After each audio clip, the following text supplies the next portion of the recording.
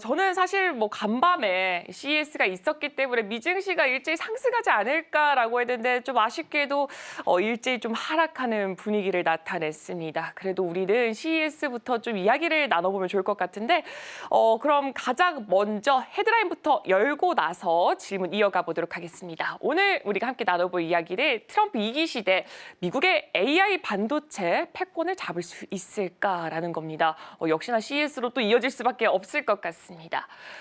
젠슨왕 이 엔비디아 대표가 CES 이 기조연설에서 코스모스라는 신규 플랫폼을 발표를 했다라는 게 좀 시장에서는 가장 큰 이슈가 됐었던 것 같은데 이 자세하게 코스모스라는 게 어떤 플랫폼이고 시장에서의 반응은 또 어땠을까요? 어제 주가를 보면 알 수 있죠. 아, 조금 네. 실망감. 네. 코스모스나 뭐 이런 걸 떠나서 이 애플이 지금까지 전 세계에서 시가총액 1위를 굳건하게 지키고 있는 AI 회사의 약간 주도력은 없지만 지키고 있는 걸 보면 애플이 그 예전에 몇 년 전부터 플랫폼이라는 개념이 없을 때부터 자체 플랫폼을 구축해서 고객들의 로열티를 확실하게 가져가고 있단 말이죠. 어제 코스모스를 기점으로 해서 저는 이 젠슨왕이라는 양반이 자체적인 플랫폼을 또 구축을 하고 있구나라는 생각을 했고, 아울러서 어제 볼릿 포인트 한 5가지를 갖고 왔습니다. 앞으로 이제까지, 그러니까 인류가 생산된 이래 생산해낸 데이터보다 향후에 몇 년 정도에 생산되는 데이터가 훨씬 더 많을 것이다. 이 말은 연산의 양, 필요, 거기에 따라서 AI가 얼마나 확장될지를 암시를 해줬다는 거로 생각을 하고요. 물론 오늘 아침 새벽에 오면서 보니까 어제 CES 젠슨왕 기조연설에 대해서 약간 실망하는 뭐 의견도 있습니다. 뭐 늘 시장은 프로앤콘이 있는 거니까요. 근데 저는 굉장히 중요한 사인을 준 아주 획을 그은 어제 이벤트였다고 봅니다. 두 번째, 그래서 AI의 진화가 동반이 될 수밖에 없다. 뭐 제가 뭐 스스로에게 말하고 생각하고 이게 쉽게 말하면 완전 영화에서나 보는 스스로 생각하고 있을 수 있는 자가 발전하는 그런 단계로 지금 이미 진입했다고 저는 판단하고 있고, 그런 사인을 줬다고 생각하고 있고요. 따라서 앞으로 이제 AI 에이전트 시대가 도래할 거다. 뭐 쉽게 말하면 AI 비서, 뭐 그게 로보틱스라고도 연결이 될 수가 있는 것이고, 프로그램상에서도 그렇고 뭐 이런 사인 준 거. 그리고 이제 저희 같이 펀더멘털을 중시하는 하우스한테는 굉장히 중요한 사인, 이제 네 번째, 다섯 번째 오는데, 이 AI 덕분에 생산성 향상이 얼마나 도약을 할 거냐. 제가 누차 이 생산성을 작년 말부터 강조하고 있습니다. 미국의 생산성이 최근 한 3년, 5년 내에 나홀로 상승하고 있고요. 이전 수출 시장의 맹주였던 독일의 생산성을 급전직하하고 있습니다. 유럽 전체 생산성 지지부진 최근 하락하고 있고요. 이 생산성의 향상이라고 하는 것은 물론 뭐 사회 여러 가지, 경제 여러 가지 측면에서의 도움을 받겠지만, 이 AI가 주도하면서 나오는 생산성이라고 하는 것이 얼마나 더 부가가치를 창출할 수 있을 것인지 갑자기 생각이 납니다. 작년 초로 생각납니다. 1월 19일 날인가 맥킨지가, 재작년이었던 것 같아요. 맥킨지가 챗GPT 나온 바로 직후에 펴낸 보고서에서 2년 전 당시에 AI 인공지능 덕분에 매년 새롭게 창출될 부가가치의 가치를 3,442빌리언 정도 될 거다라고 추산한 보고서가 있어요. 그 수치 자체도 이미 계속 증가하고 있고, 그런 거하고 일맥상통한다고 할 수가 있겠고, 마지막으로 아까 앵커님 말씀해 주신 코스모스 이런 것들이 이제 우리가 뭘로 알 수 있냐면, 앞으로 어제부로 저는 이 인공지능의 이제 다음 단계로의 인플렉션 포인트, 다시 말하면 변곡점의 사인을 줬다고 생각하고 있어요. 2023년도에 챗GPT 딱 등장하고 나서 지금 2년 지났습니다. 그 이후에 굉장히 많은 게 뭐 상승 또는 변하고 있죠. 이제부터는 2단계의 중간 단계 정도라고 보고 있거든요. 1단계가 진행되면서 같이 가는 거니까. 2단계라고 하면 1단계는 소프트웨어의 어떤 이 AI 프로그램 개발 관련한 이런 단계였다면, 두 번째 단계는 이제 인프라스트럭처를 까는 단계 아니었겠습니까? 그러니까 우리가 뭐 지난주인가요? 마이크로소프트에서 인공지능에 무슨 800억 달러를 새롭게 투자를 하겠다, 이런 것들이 다 이제 이 데이터 센터라든가 클라우드 컴퓨팅 기반으로 하는 인프라스트럭처를 깔겠다는 거거든요. 그런데 어제부로 저는 이 다음 단계를 사인을 줬다고 생각해요. 무슨 말이냐면, 이 인공지능이 확대가 되고 보편화될수록 이제 앞으로 우리가 생각할 수 있는 모든 분야의 AI가 접목이 되기 시작할 겁니다. 뭐 김치냉장고, 자동차, 에어컨, 생각할 수 있는 모든 거에 AI가 접목될 거예요.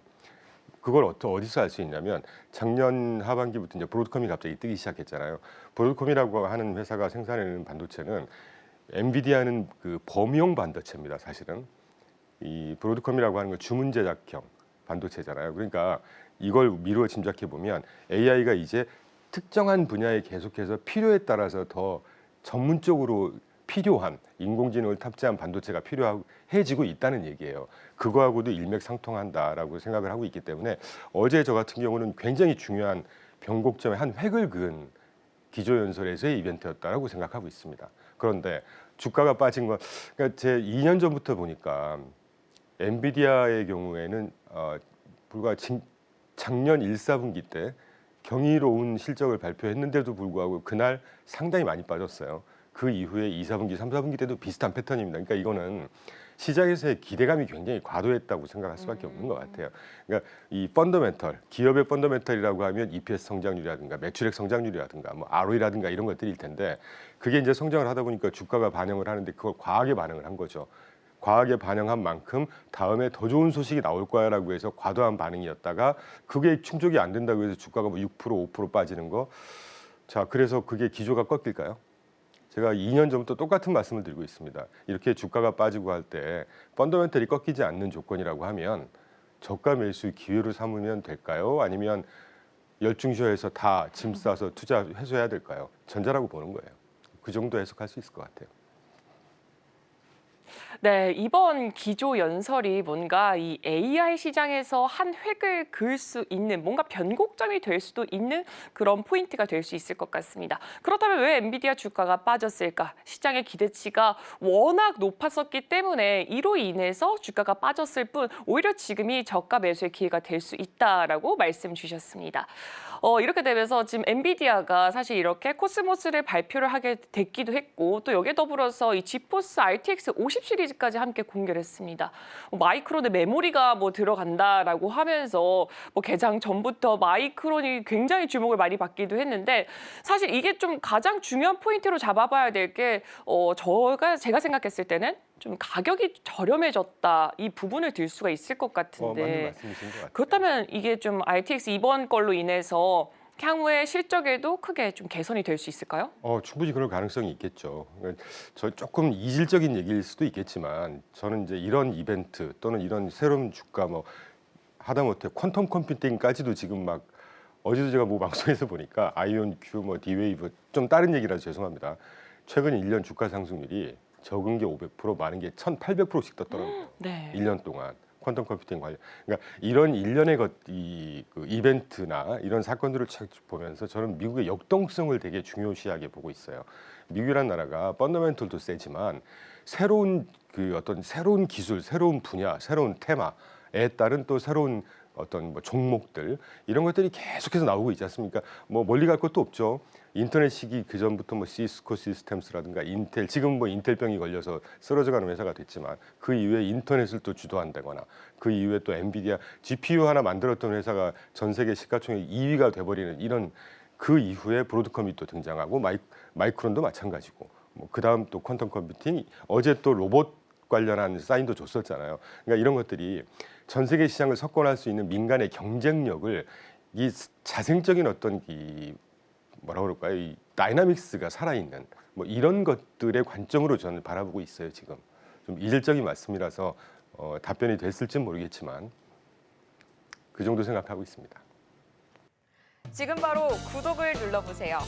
실시간 경제 뉴스, 투자 전문가들의 다양한 시황과 정확한 분석, 또 알찬 투자 정보까지 신뢰할 수 있는 저희 서울경제TV와 함께하세요.